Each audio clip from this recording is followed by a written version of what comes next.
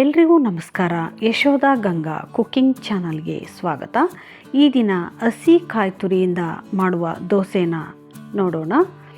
ಹಸಿ ಕಾಯಿ ತುರಿ ದೋಸೆ ಮಾಡೋದಕ್ಕೋಸ್ಕರ ನಾನಿಲ್ಲಿ 1 ಕಪ್ನಷ್ಟು ಅಕ್ಕಿಯನ್ನು ಬೆಳಗ್ಗೆ 10 ಗಂಟೆಯಲ್ಲೇ ತೊಳೆದ್ಬಿಟ್ಟು ನೀರಿನಲ್ಲಿ ನೆನೆಸಿ ಇಟ್ಟಿದ್ದೆ. ಈಗ ರಾತ್ರಿ ಸುಮಾರು 8 ಗಂಟೆ ಸಮಯದಲ್ಲಿ ಗ್ರೈಂಡರಿಗೆ ಅಕ್ಕಿಯನ್ನು ಹಾಕ್ಕೊಳ್ತಾ ಇದ್ದೀನಿ.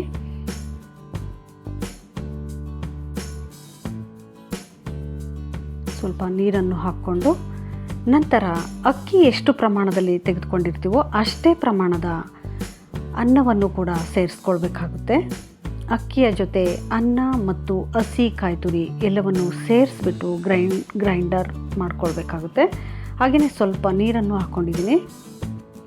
ಅಷ್ಟೇ ಪ್ರಮಾಣದ ಹಸಿ ಕಾಯನ್ನು ಕೂಡ ನಾನಿಲ್ಲಿ ಸೇರಿಸ್ಕೊಳ್ತಾ ಇದ್ದೀನಿ. ತುಂಬಾ ನುಣ್ಣಗೆ ರುಬ್ಕೊಳ್ಬೇಕಾಗುತ್ತೆ. ರುಚಿಗೆ ಸ್ವಲ್ಪ ಉಪ್ಪನ್ನು ಸೇರಿಸ್ಕೊಳ್ಬೇಕಾಗುತ್ತೆ. ಉಪ್ಪು ನೀವು ಬೇಕಿದ್ದರೆ ಬೆಳಗ್ಗೆನೂ ಕೂಡ ಹಾಕ್ಕೊಳ್ಬೋದು. ನಾನಿಲ್ಲಿ ರಾತ್ರಿನೇ ಹಾಕ್ಕೊಳ್ತಾ ಇದ್ದೀನಿ. ಬೇಕಾದಷ್ಟು ನೀರನ್ನು ಸೇರಿಸ್ಬಿಟ್ಟು ತುಂಬಾ ನುಣ್ಣಗೆ ರುಬ್ಕೊಳ್ಬೇಕಾಗುತ್ತೆ. ಈಗ ಇದು ಆಗಿದೆ. ಪಾತ್ರೆಗೆ ಹಾಕ್ಕೊಳ್ಬೇಕಾಗುತ್ತೆ. ಇದನ್ನು ಮುಚ್ಚಳ ಮುಚ್ಚಿಬಿಟ್ಟು ಇಟ್ಟು ಫರ್ಮೆಂಟೇಷನ್ ಆಗೋದಕ್ಕೋಸ್ಕರ ಬೆಳಗ್ಗೆವರೆಗೂ ಬಿಡಬೇಕಾಗುತ್ತೆ. ನಾನಿಲ್ಲಿ ಮುಚ್ಚಳ ಹಾಕ್ಬಿಟ್ಟು ಫರ್ಮೆಂಟೇಷನ್ಗೋಸ್ಕರ ಬಿಟ್ಟಿದ್ದೆ. ಈಗ ಹಿಟ್ಟು ಎಷ್ಟು ಚೆನ್ನಾಗಿ ಬೆಳೆದಿದೆ ನೋಡಿ ತುಂಬಾ ಚೆನ್ನಾಗಿ ಹಿಟ್ಟು ಫರ್ಮೆಂಟೇಷನ್ ಆಗಿದೆ.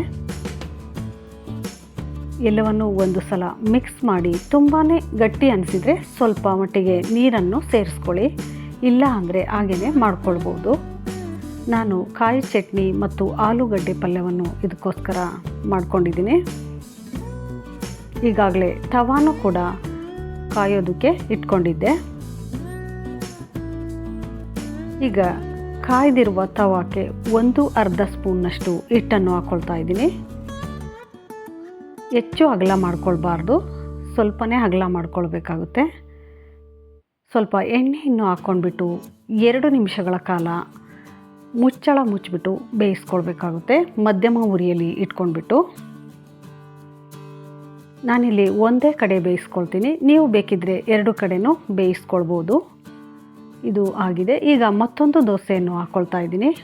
1/2 ಸೌಟಿನಷ್ಟು ಹಿಟ್ಟನ್ನು ಹಾಕ್ಕೊಳ್ತಾ ಇದ್ದೀನಿ. ಸ್ವಲ್ಪ ಎಣ್ಣೆಯನ್ನು ಹಾಕ್ಕೊಂಡ್ಬಿಟ್ಟು ಮುಚ್ಚಳ ಮುಚ್ಚಿಬಿಟ್ಟು 1-2 ನಿಮಿಷಗಳ ಕಾಲ ಬೇಯಿಸ್ಕೊಳ್ಬೇಕು.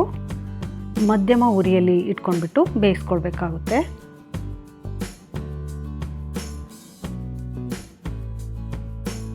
ಈಗ ಇದು ಆಗಿದೆ.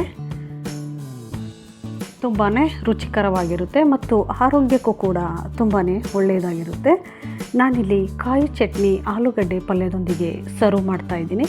ನೀವು ಕೂಡ ಈ ಆರೋಗ್ಯಕರವಾದ ಮತ್ತು ರುಚಿಕರವಾದ ಕಾಯಿ ದೋಸೆಯನ್ನು ಮಾಡಿ. ಮತ್ತೊಂದು ವಿಡಿಯೋದಲ್ಲಿ ಸಿಗೋಣ. ಧನ್ಯವಾದಗಳು.